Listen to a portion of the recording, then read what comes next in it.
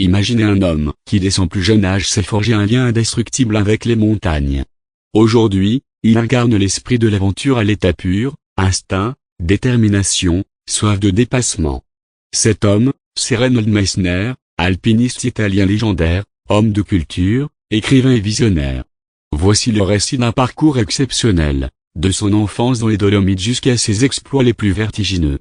Genèse et initiation à l'alpinisme. Né le 17 septembre 1944 à Bressanone, dans une région germanophone des Dolomites, Reinhold grandit dans une famille très nombreuse, entouré de ses frères et sœurs. À 5 ans, déjà, il gravit avec son père son premier sommet, le Sassriguet. Dès l'adolescence, il cumule près de 500 ascensions dans les Alpes orientales. Aux côtés de ses frères, en particulier Günther, il s'impose dès les années 1960 comme l'un des meilleurs alpinistes européens, prônant la montée en style alpin, léger et sans assistance extérieure.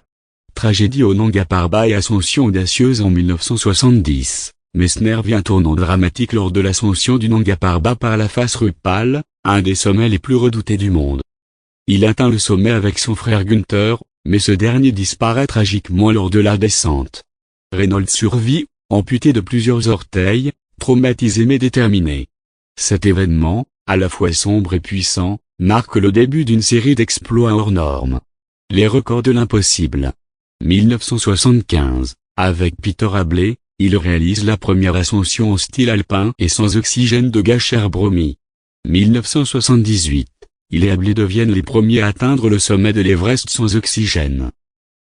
1980, il réalise l'exploit ultime, l'ascension solo de l'Everest, également sans oxygène. Puis, il enchaîne une série de sommets toujours par des voies inédites, solo ou en style alpin, K2, Chowayu, traversée des Gasherbrum M2. 1986, il devient le premier homme à gravir les 14 sommets de plus de 8000 mètres, un record absolu. Aventure polaire et musée, au-delà des cimes. Messner ne s'arrête pas aux montagnes. 1989-90, il réussit la traversée de l'Antarctique à pied, sans aide mécanique ni animale. Il traverse également seul le désert de Gobi et d'autres contrées extrêmes. Passionné par la culture de la montagne et la transmission, il fonde le Messner Mountain Museum, un réseau de 6 musées dans les Alpes dédiés à l'alpinisme, au peuple de la montagne et à la spiritualité des sommets. Écriture, engagement, politique. Auteur prolifique, il publie plus de 50 livres, dont son autobiographie et des récits d'aventures polaires et himalayennes. Entre 1999 et 2004, il est député au Parlement européen pour le Parti écologiste, défendant les valeurs environnementales. Conclusion. Reinhold Messner n'est pas seulement un alpiniste d'exception.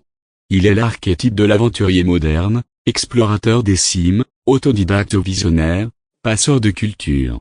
Il a repensé la façon de gravir les montagnes, vécu au bord du possible, puis transformé son vécu en expérience partagée à travers ses écrits et ses musées. Une âme libre, une vie hors norme, un modèle d'aspiration. Ces sommets sont d'abord ceux de l'esprit.